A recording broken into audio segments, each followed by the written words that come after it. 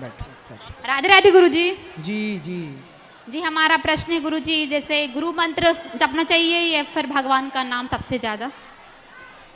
गुरु मंत्र ही भगवान का नाम होता है। गुरु मंत्र जो है वही तो भगवान का नाम। गुरु जी गुरु मंत्र देते हैं मतलब भगवान का नाम ही तो देते हैं। जैसे दिन भर गुरुजी हमारी रुचि है राधा राधा रटते रहते हैं। सही तो है, सही है। तो राधा राधा रटे कि गुरु मंत्र रटे? सही है। राधा राधा, राधा कृष्ण, लक्ष्मी नारायण, सीताराम, ये कोई अलग अलग नहीं है, एक ही है। तो राधा राधा रट सकते हैं? बिल्कुल। ठीक है गुरुजी, राधे राधे जी।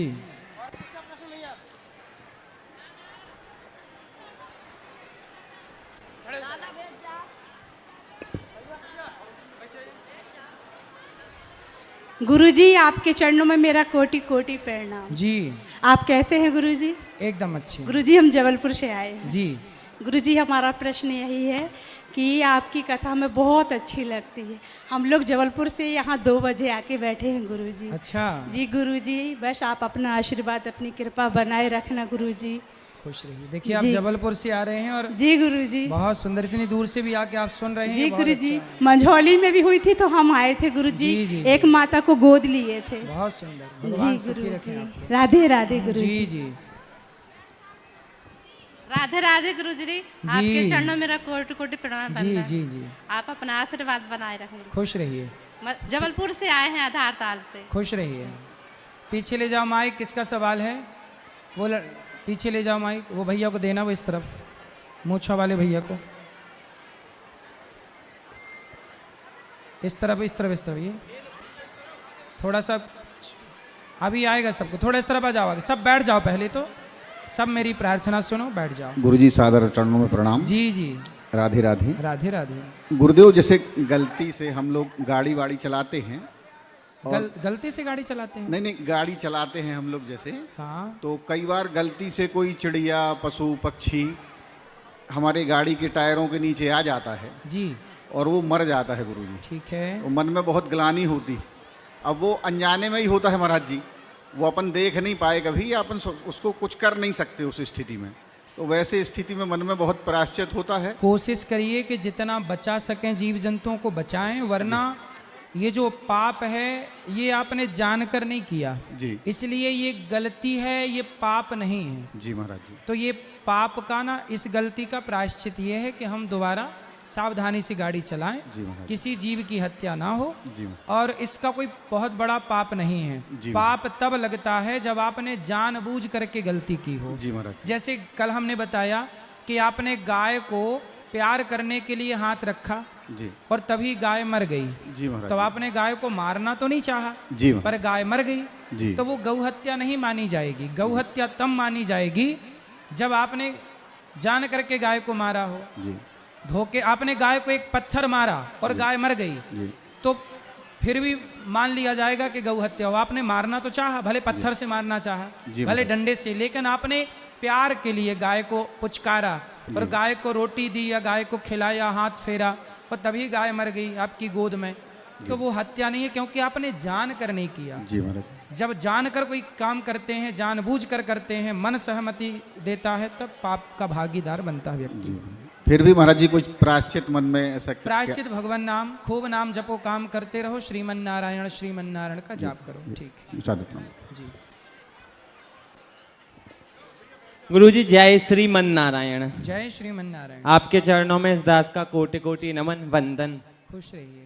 गुरुजी हमारा प्रश्न ये है कि खाटू श्याम जी हैं जो वो भगवान श्री कृष्ण के अवतार हैं या उनसे अलग हैं, कृपया बताइए।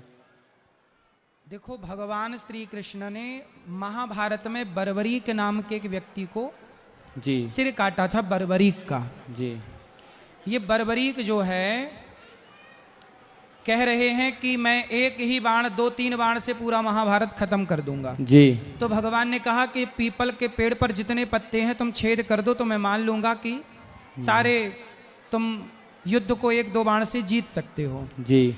तो भगवान कृष्ण ने एक पत्ते को पांव के नीचे दबाया जी, और पेड़ पर बर्बरीक ने बाण मारा तो सारे पत्ते पर छेद हो गया जी। और फिर बाण भगवान कृष्ण के चरणों में आकर रुक गया जी। भगवान ने पांव हटाया तो उस पत्ते पर भी छेद हो गया जी। भगवान समझ गए कि ये महाभारत 1-2 बाण से ही जीत लेगा। जी फिर भगवान ने कहा ये बताओ बर्बरीक तुम साथ किसका दोगे? जी तो वो बोले कि जो पक्ष हारेगा मैं उसका साथ दूंगा। तो भगवान को तो कन्फर्म हो गया कि भाई दुर्योधन हारेगा, क्योंकि वो गलत है, जी द्रौपदी के कपड़े उतारने वाला है।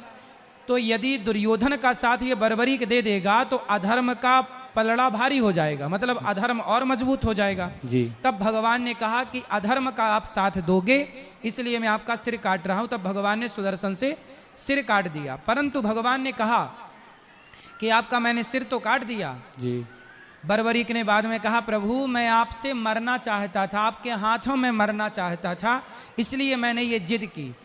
तब भगवान ने कहा कि आप मरना चाहते थे पर मैं अपने भक्त को मरने नहीं दूंगा। तुम्हारा सिर भले कट गया, कटा हुआ सिर को मैं अपना नाम दूंगा। आज से तुम्हें बर्बरीक के नाम से नहीं, मेरा एक नाम श्याम है, तो श्याम के नाम से तुम जाने जाओगे। और जाओ खाटू नाम की जगह पर रहना, तो खाटू श्याम के नाम से जाने जाओगे। जी। तो ये इतिहास है, ये कथा है। तो भगवान ने अपना नाम दे के उन्हें स्थापित किया खाटू श्याम जी को। जी तो वो भगवान कृष्ण के द्वारा ही पोषित हैं, भगवान की कृपा को पाकर के वहाँ विराजे हैं। जी गुरु जी। अगला प्रश्न ये है कि किसी व्यक्ति के जीवन में गुरु का कितना महत्व रहता है? उसको गुरु दीक्षा लेनी चाहिए कि नहीं, और गुरु दीक्षा ना लेने पर क्या भगवान की प्राप्ति हो सकती है? देखो भगवान की प्राप्ति तो नामदेव जी को 27 बार हो चुकी थी। जी भगवान विट्ठलनाथ जी के साक्षात दर्शन हो गए। जी पर भगवान ने कहा नामदेव जी से जी कि नामदेव तुम अभी कच्चे हो। जी क्यों? भगवान 27 बार मिल गए और अभी कच्चा है। जी तब भगवान से पूछा नामदेव जी ने कि क्यों कच्चा हूं? बोले आपने अभी तक गुरु नहीं बनाए। जी गुरु विन भव निधि तरय न कोई, जो विरंचि शंकर सम होई। कितना भी बड़ा ज्ञाता, भगवान राम तो भगवान थे ना, पर गुरु ग्रह पढ़न गयऊं रघुराई। भगवान राम तो गुरु के घर पढ़ने गए कि नहीं? राम तो भगवान थे, उन्हें गुरु की क्या जरूरत थी? पर गुरु के बिना गति नहीं है, इसलिए गुरु बनाना जरूरी है। गुरु के बिना, अब सोचो मैं आपके सामने बैठा हूँ, जी। मैं इसी गांव में इसी खेत में गैया चराता था, जी चारा काट के लाता था। आज यदि यहाँ बैठा हूँ ना तो केवल गुरु की कृपा के बल पर बैठा हूँ। जी, सही गुरु बात। ने मुझे पढ़ा लिखा करके इस लायक बनाया कि आप तक पहुँच सकूँ, आपसे बात कर सकूँ, आपकी सेवा कर सकूँ। आज जितनी भी सेवा गौरी गोपाल में हो रही है दास अनिरुद्ध के शरीर से, इस शरीर पर देखो माता पिता का तो योगदान है, परंतु गुरु का भी योगदान है। गुरु ने मुझे इस रास्ते पर चलाया। ना पढ़ाए होते, ना पढ़ाया लिखाया होता, ना ज्ञान दिया होता, तो मैं तो गैया ही चरा रहा होता ना। जी गुरु तो जी, गुरु ही, जैसे हीरा खदान से निकल तो गया है, लेकिन उसे कोई गले में यूं ही थोड़ी पहन लेता है, उसे जौहरी तराशता है। जब तक कटिंग ना की जाए, तराशा ना जाए, चमक छोड़ी आती है। तो गुरु जब तक आपको निखारे ना, तब तक आपकी चमक छोड़ी आती है। अपने ज्ञान से, अपने भक्ति से, अपने विवेक से गुरु आपको तैयार करता, तब आप समाज की सेवा के योग्य बनते हैं। जी जो गुरु की सेवा में है, गुरु की शरण में है, वो सही रास्ते पर चल रहे हैं। जो गुरु की शरण में नहीं है, वो शराब पी रहे हैं, गांजा पी रहे हैं। आजकल के लड़के क्या कर रहे हैं? लड़कियों के संग रह रहे हैं। क्यों? क्योंकि अभी तक इन्हें कोई गुरु नहीं मिला। शराब पी रहे हैं, सिगरेट पी रहे हैं, क्यों? क्योंकि गुरु नहीं मिला। मछली खा रहे हैं, मांस खा रहे हैं। एक अच्छा गुरु मिल जाएगा तो अपने आप उन्हें रास्ता प्राप्त हो जाएगा। इसलिए गुरु जरूरी है। जी गुरु जी जगत गुरु ब्राह्मण, ब्राह्मण गुरु सन्यासी, परंतु मीराबाई ने रैदास जी को गुरु रूप में क्यों चुना? क्योंकि रैदास जी ब्राह्मण ही थे पहले। जी रामानंदाचार्य जी के शिष्य हैं रैदास जी। एक बार क्या हुआ कि रामानंदाचार्य जी के एक शिष्य थे, जी उनसे कोई अपराध हो गया। जी तो उन्हें, वो ब्राह्मण थे, जी उनसे अपराध हो गया, तो फिर उन्हें श्राप मिल गया कि जाओ, आपने गलती की है, गुरु के साथ गलती की, जाओ आप शूद्र हो जाओ। तब वो ब्राह्मण ही थे, उनकी सेवा में थे रामानंदाचार्य जी के, वो ब्राह्मण थे। इसलिए जब रैदास जी का जन्म हुआ तो रैदास जी के गले में जनेऊ था। जन्म लेते ही हर बच्चा बोलता है, लेकिन रैदास जी जब पैदा भये तो पैदा होते ही उन्होंने माँ का दूध नहीं पिया। जब रामानंदाचार्य जी ने आकर, उनके गुरु ने आकर आज्ञा की कि रैदास अब बेटा तो दूध पी ले, जब तक गुरु की आज्ञा नहीं भई तो पैदा हुआ बच्चा रैदास जी ने दूध नहीं पी अपनी माँ का। ये ऑन रिकॉर्ड लिखित में उनकी कथाएं। जी गुरु जी जी बड़े बड़े अस्पतालों में देहदान किया जाता है, तो देहदान से क्या कल्याण है? वेद पुराण शास्त्रों में देहदान का कुछ वर्णन है? देखो, देहदान, आप आँखों का दान, किडनी का दान, जो भी आपके अच्छे अंग हैं, जो भी आप दे सकते हैं दे दो, लेकिन विधान ये है कि शरीर के कुछ हिस्से का अंतिम संस्कार जरूर होना चाहिए, क्योंकि अंतिम संस्कार जिस तिथि को होता है उसी तिथि से फिर आगे चल कर के आपका श्राद्ध होता है, तर्पण होता है, पिंडदान होता है, वो तिथि होनी चाहिए। अब जैसे आपने पूरा शरीर दान कर दिया तो फिर आपका अंतिम संस्कार नहीं होगा, और अंतिम संस्कार नहीं होगा तो वो तिथि निश्चित नहीं होगी कि आप, मृत्यु की तिथि मान्य नहीं है जी, आग की तिथि मान्य है। जब चिता पे आग लगाई जाती है, जैसे दशरथ जी की मृत्यु तो हो गई 15 दिन पहले, भरत जी आए 15 दिन बाद, तो भरत जी ने अंतिम संस्कार बाद में किया, तो जो अंतिम संस्कार जिस तिथि पर हुआ उस तिथि से उनके आगे तिथियां चालू हुई, उसके अकॉर्डिंग 13 दिन बाद 13वीं होगी, फिर उस तिथि पर अगले साल पिंडदान होगा, तर्पण होगा, गया श्राद्ध होगा, फिर वो तिथि आगे काम करेगी।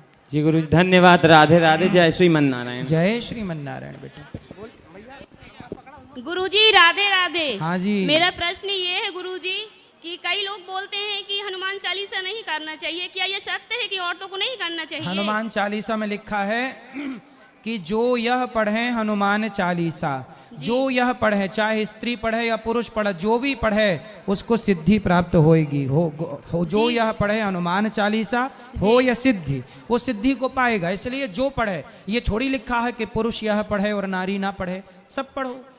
कौन कह रहा था कि ना पढ़े नारी? बहुत लोग बोलते हैं गुरुजी कि नहीं करना चाहिए औरतों को हनुमान चालीसा में लिखा ना कि जो यह पढ़े, जी, जो यह पढ़े मतलब जो भी पढ़े जी। फिर जब लिखा ही है तो पढ़ो। अज्ञानवश लोग कुछ भी बोलते रहते हैं। जी राधे राधे। जी जी राधे राधे गुरुजी। जी गुरुजी मेरे सिर्फ 2 क्वेश्चन है। बताओ। एक ये है कि सरल शब्दों में आध्यात्मिक व्यक्ति की परिभाषा क्या है?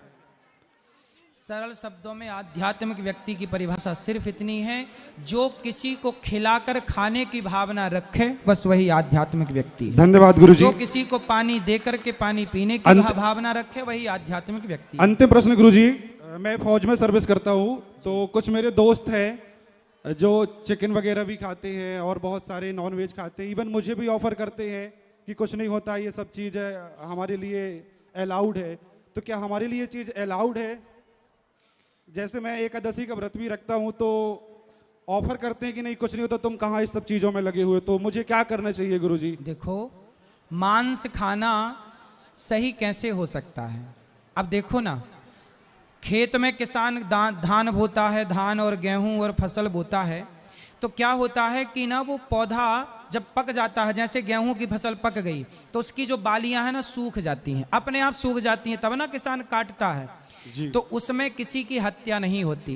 लेकिन आप मछली को ना पानी से, बेचारी वो अपना खेल रही थी, आपने उसको निकाल लिया, किसके लिए? अपने स्वाद के लिए। आपने उसे मार डाला, वो तड़प रही थी, आपके सामने वो तड़प रही थी और आपने मार के खा लिया, उसका खून बह रहा है और आप खा रहे हैं। अब बताओ कि अपने पेट भरने के लिए आप किसी की हत्या करें, ये कहाँ तक सही है? मैं यही सब कहता हूँ गुरुजी। जबकि गेहूं, चावल, दाल, ये देखो, ये पका हुआ फल है, ईश्वर ने हमारे लिए बनाया है। तो ये जो बनाया है, प्रकृति जो आज्ञा करती है वो खाओ, जो आज्ञा नहीं करती उनसे बोलना कि यदि मांस खाना सही है तो बोलना कि फिर तुम्हारे दादा जब मर जाते हैं तो शमशान में जलाते क्यों हो? आज हाथ पका के खा लो, कल पांव पका के खा लो। भाई मांस तो दादा के शरीर में भी है, फिर उनका मांस क्यों नहीं खाते? भाई मांस तो मांस है, चाहे मछली का हो या मुर्गे का, चाहे इंसान का, मांस तो मांस है ना। जी गुरुजी, आप प्लीज बोल दीजिए कि अगर से कुछ ऐसा मुझे कमेंट करते हैं तो वो इसका विरोध ना करें और मेरा भी ईमान रखें। बिल्कुल ऐसा है कि मांस खाना सदा ही गलत है। जी गुरुजी। राधे राधे गुरुजी। राधे कृष्ण गुरुजी। जी जी राधे राधे। एक से मैया झगड़ा ना करो। गुरुजी आपकी चरणों में कोटि कोटि प्रणाम। मेरे को रात भर नींद नहीं आई कि आपसे कब मिले हैं। मथुरा वृंदावन तो नहीं आ सकते, पर आपसे आज मिलके ऐसा लगा जैसे मथुरा वृंदावन में बैठे हों। वाह, सही है, ये वृंदावन ही हो गया कथा जब तक है। सब भैया इस तरफ ले जाने, मैया लोग ही बात करेंगी आराम से। राधे राधे गुरुजी। जी आपको कोटि कोटि प्रणाम आपके चरणों में। खुश रहिए। मैं आपको मेरे को आपकी कथा बहुत अच्छी लगती है। मैं जबलपुर से आई हूँ। अच्छा, आप भी कर लो राधे राधे। खुश रहिए, सबको राधे राधे। राधे राधे गुरुजी। जी, आपके जी। चरणों में कोटि कोटि प्रणाम गुरुजी। जी, गुरुजी, मेरा यह प्रश्न है कि एक पुत्र का अच्छा धर्म क्या है? पुत्र का धर्म है माता पिता की सेवा करना, समाज की सेवा करना, सबके हित की बात करना, यही पुत्र का धर्म। पुत्र का मुख्य धर्म है माँ बाप की सेवा, समाज की सबकी सेवा करें। जी, राधे राधे। जी, गुरुजी पाला की हो।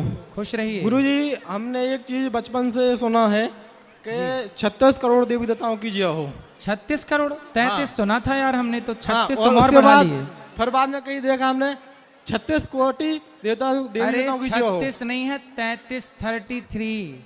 हाँ, 33 कोटि और 33 जप, मतलब 36 करोड़ और 33 कोटि और 33 जप, ये 3 चीज हमने सुना है। तो सही क्या है? सुनो, 33 कोटि का मतलब है प्रकार, इसे करोड़ भी कहो तो कोई आश्चर्य नहीं है। जैसे हमारे यहाँ ना देखो, तुलसी को हम लोग देवी कहते हैं कि नहीं? जी। पीपल की पूजा करते हैं कि नहीं? जी। वट वृक्ष की पूजा करते हैं कि नहीं? जी। आंवला नवमी को आंवले की पूजा करते हैं कि नहीं? जी। नदियों की पूजा करते हैं कि नहीं? समुद्र की पूजा करते हैं कि नहीं? बोलो हाँ। जी जी। ऐसे हमारे यहाँ सभी को देवी देवता कहा गया, तो इन सबकी जो संख्या है वो 33 करोड़ है, 33 कोटि, 33 कोटि सब मिला के। तो ठीक है, गुरुजी सुनो, करोड़ 33 करोड़ देवता हैं पर भगवान एक हैं। जी। जैसे प्रधानमंत्री एक होते हैं पर मंत्री बहुत होते हैं, ये शिक्षा मंत्री हैं, ये गृह मंत्री हैं, ये उद्योग मंत्री हैं, ये फलाने मंत्री हैं। व्यवस्था के लिए सबको बनाना पड़ता है। उसी तरह ईश्वर एक है, ये जितने भी देवता हैं ये व्यवस्था के, जैसे देवताओं के राजा हैं इंद्र, जैसे वरुण कौन है देवता, चंद्रमा कौन देवता, अग्नि कौन देवता, गायत्री कौन देवता, ऐसे अनेक देवता हैं। जी। तो देवताओं को क्यों बनाया? व्यवस्था। जैसे वरुण देवता का काम है वायु की व्यवस्था, अग्नि देवता का काम है अग्नि की व्यवस्था, व्यवस्था तो बनानी ही पड़ती है ना। जी। तो ये अपन को मतलब 33 कोटि देवताओं, मतलब नहीं कि अपन को प्रणाम कर सकते हैं। सबको करो, लेकिन एक भगवान, हाथी के पांव में सबके पांव आते हैं। कहते हैं जो भगवान नारायण की, भगवान राम की, भगवान कृष्ण की उपासना कर लेता है वो सभी देवी देवताओं की उपासना करने का फल प्राप्त कर लेता है। तो सबके चक्कर में ना पड़कर और देवता चित्त न धरें, क्या लिखा है? सबको चित्त पर रखने की जरूरत नहीं। भगवान राम के चरण पकड़ लो, कृष्ण के चरण पकड़ लो, पार हो जाओगे। जी जी जी। बैठो, सब बैठो। राधे राधे गुरुजी। जी। दास का आपके चरणों में कोटि कोटि नमन। खुश रहिए।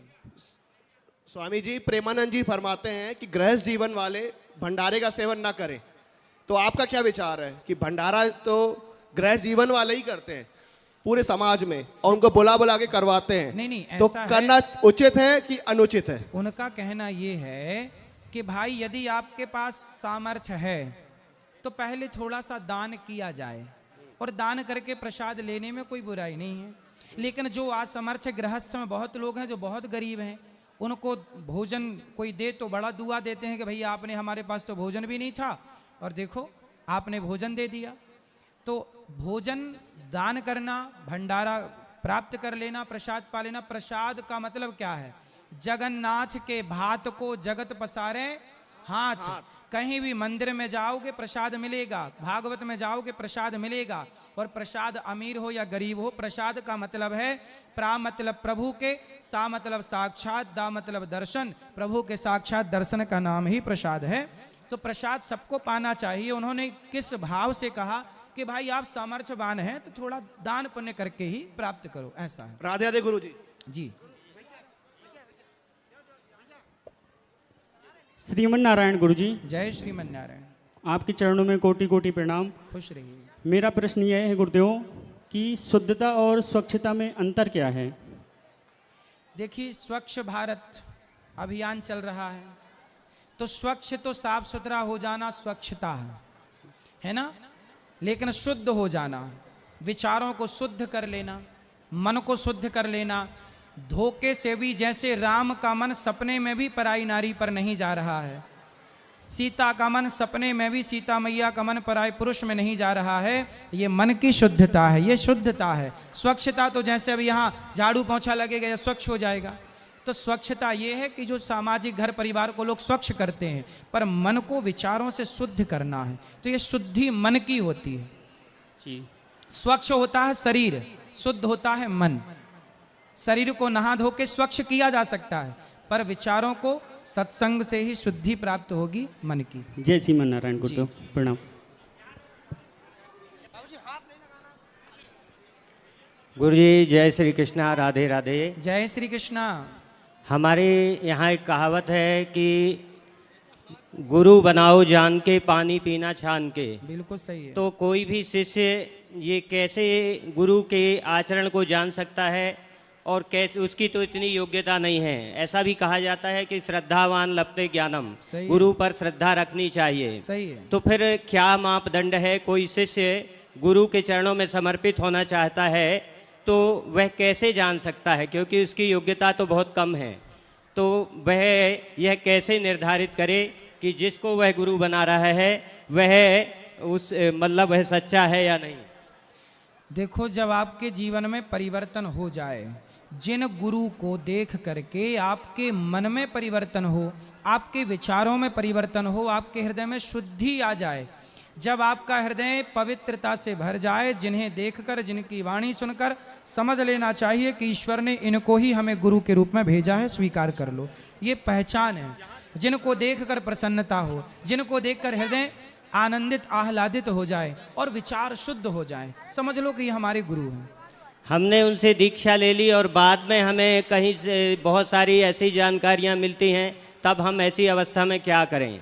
विद्याहीनम त्यजेत गुरु। जो गुरु रास्ता भटक चुका है, जो रास्ता बिल्कुल छोड़ चुका है धर्म का, ऐसे गुरु का त्याग कर देना धर्म है। राजा बलि के गुरु हैं शुक्राचार्य, और शुक्राचार्य जब राजा बलि को गलत जानकारी, गलत ज्ञान दे रहे हैं, तो क्या हुआ? ऐसे गुरु का त्याग कर देना चाहिए। बलि ने गुरु का त्याग कर दिया। जो ईश्वर से विमुख कराए वो गुरु ही क्यों ना हो, उसका त्याग कर देना चाहिए। ये राजा बलि ने अपने गुरु शुक्राचार्य जी का त्याग करके दिखाया। तो जो विद्याहीन है, जो रास्ता भटकाए, जो प्रभु से दूर करे, ऐसे गुरु का त्याग कर देना धर्म है। बेटा, माताओं को भी इस तरफ बात कराना जी, उनको बात कर लो। राधे राधे गुरु जी। जी गुरु जी, मेरा नाम लकी यादव है जी। मैं ये प्रश्न मेरा कि अपने जन्मदिन के शुभ अवसर पर क्या करना चाहिए? किसी गरीब को भोजन कराना चाहिए। किसी आप जैसे वृंदावन आओ तो जन्मदिन वृद्ध बूढ़ी बूढ़ी माओं के साथ जन्मदिन मनाओ, वहाँ संत सेवा के साथ जन्मदिन मनाओ, अच्छे कार्य करो। और दोस्तों की कुछ और डिमांड रहती है गुरु जी, तो क्या करना चाहिए उनके साथ? दोस्त तो आपसे दारू मांगते होंगे। जी सर। जी गुरु जी। इन्हें 2-2 जूता दिया करो जन्मदिन में। दारू पी रहे हो साले, जूता लो, चलो। और बूढ़ी माओं की सेवा करो। ये दारू लतखोर ही होते हैं शराबी, और क्या, ये लातों से मानते हैं। चलो फिर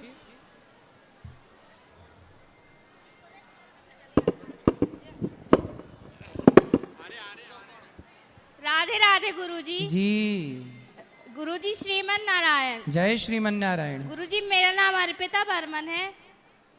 गुरुजी, मैं ना अपने करियर पे बहुत फोकस करती हूँ और मैं बहुत आगे बढ़ना चाहती हूँ, मगर गुरुजी मैं मतलब लोगों से ज़्यादा बहुत मेहनत करती हूँ, लेकिन मैं डीमोटिवेटेड हो जाती हूँ। मेरे को लगता है कि मैं कैसे आगे बढ़ पाऊँगी। नहीं, आप बढ़ोगी आगे। आप खूब बढ़िया, सब पढ़ाई लिखाई पूरी हो गई? गुरुजी, बीएससी कर रही हूँ और मेकअप आर्टिस्ट कोर्स किया है, तो इसी फील्ड में आगे बढ़ना चाहती हूँ। तो मेकअप करती हो? जी गुरुजी। तभी तो शादी का सीजन कर रहा, दुल्हन के पोताई करो बढ़िया बिंदास। जी गुरुजी, कर रही हूँ। को पोतो मन लगा के, और क्या है। जी गुरुजी। तो ठीक चल रहा है काम? हाँ गुरुजी, अभी तो काफी ठीक चल रहा है। तो ठीक तो चल रही हो फिर आप, और अच्छे से पुताई करो और आगे बढ़ोगी। गुरुजी, मैं कथा बहुत सुनती हूँ, तो जैसे धर्म बहुत मतलब काफी हद तक जानती हूँ, तो जैसे बीच बीच में किसी दिन थोड़ी भी ऐसा लगता है कि अधर्म हो गया, तो मेरे को बहुत अंदर से टेंशन सी हो जाती है कि मैं किस रास्ते पे जा रही हूँ। क्योंकि आपके भीतर धर्म है, इसलिए टेंशन होती है। आप धर्म के रास्ते पर हैं और यही धर्म आपको बहुत आगे ले जाएगा। मन लगा के अपना काम करिए, एक दिन आप बहुत सफल होंगी। खूब सारा पैसा कमाइए, समाज की खूब सेवा करिए। महाराज जी राधे राधे। जी आपके चरणों में कोटि कोटि प्रणाम। खुश रहिए। मैं बेंगलोर से आई हूँ महाराज जी आपके दर्शन करने के लिए, पूरा परिवार सहित। तो बेंगलोर से यहाँ कथा सुनने आई? जी महाराज जी, वहाँ से आने के लिए टाइम ही नहीं मिल पाए, तो इधर आपके दर्शन हो जाएगा करके मैं इधर आई। अच्छा, बहुत जी स्वागत महाराज है। जी। देखो बेंगलोर तो कितना दक्षिण में है, यहाँ आके कथा सुनने, ये बड़ी बात है भाई। महाराज जी मैं आपसे 3 साल से जुड़ी हुई हूँ और आपके आशीर्वाद बहुत है मुझ पर। मैं चाहती हूँ कि आप सारे परिवार को राधे राधे बोल दीजिए। सबको राधे राधे। महाराज जी आपकी कृपा हमेशा बनी रहे और मेरे पति को आशीर्वाद दीजिए कि वो अच्छा, सब कुछ अच्छा स्वस्थ रहे। भगवान सब अच्छा करेंगे सबके साथ। और महाराज जी मैं वृंदावन आना चाहती हूँ लेकिन नहीं आ पा रही हूँ, किस कारण से नहीं आ पा रही हूँ, आप आशीर्वाद दीजिए कि मैं दर्शन करने के लिए आऊँ आपके पास में। अब आप यहाँ हमारी जन्मभूमि आ गई हैं तो बिहारी जब वृंदावन भी बुला ही लेंगे। जी कि चलो। महाराज जी कोटि कोटि प्रणाम महाराज जी। खुश रहिए खुश रहिए। राधे राधे गुरु जी। जी मैं कटनी से आई हूँ, आपके चरणों में प्रणाम करती हूँ। खुश रहिए। यहीं पे कटनी में वृंदावन आपको देखने आना था लेकिन नहीं देख पाए, तो यहीं आ गए, आपके दर्शन कर लिए। आप आशीर्वाद दीजिएगा हम लोगों को, हमारे रहिए। परिवार के। सदा सुखी रहिए। जय श्री राधे गुरुजी। जय श्री राधे। गुरुजी मैं वृंदावन 4 से 6 बार तक हो आई हूँ, आपके दर्शन हुए मुझे, और मैं सागर खोरई से आई हूँ गुरुजी आपके दर्शनों के लिए। अच्छा। तो गुरुजी मेरे पति साथ में मतलब आपसे दीक्षा लेने की मेरी बहुत इच्छा है बहुत सालों से, और गुरुजी अकेली हूँ मैं, वो साथ में नहीं आ पाए हैं। कोई बात नहीं, तो गुरुजी ले सकती हूँ? बिल्कुल क्या? ले सकते हैं। कल सुबह 9 बजे गुरु मंत्र दिया जाएगा और आप सब लोग प्रसाद पा के जाइए। आप लोगों के रुकने की व्यवस्था होगी कि नहीं कहीं? नहीं, यहाँ मेरी ननद है दर्शनी में, फिर सही तो है। उनके यहाँ रुकी हूँ। फिर ठीक है। ठीक है। राधे राधे गुरुजी। जी, जय जी। श्रीमान नारायण। मैं पन्ना जिला से आई हूँ, मोहंद्रा से। पन्ना जिला। गुरुजी, जब मैंने आपकी कथा 5 साल पहले टीवी पर देखा था, उस दिन से ही मैंने आपको अपना गुरु मान लिया था। जी। गुरु दीक्षा तो मैं भी 3 महीने पहले ली आपसे। और गुरुजी मैं आपसे कथा से जब से जुड़ी हूँ, बस मैं ये समझ चुकी हूँ कि बिहारी जी और राधा जी और मेरे गुरुवर आप, बस सारे संसार में आप ही सत्य हैं और कोई नहीं। खुश रहिए। और गुरुजी आप अपना आशीर्वाद बनाए रखना मेरे परिवार पे। प्रसन्न रहिए।